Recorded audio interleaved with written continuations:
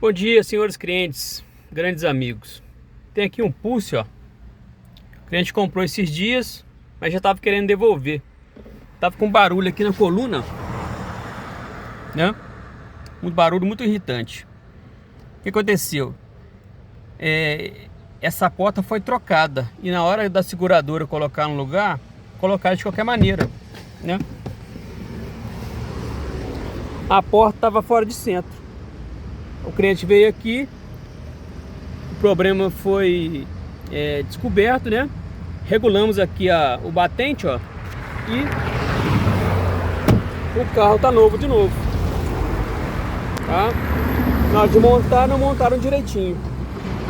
Obrigado.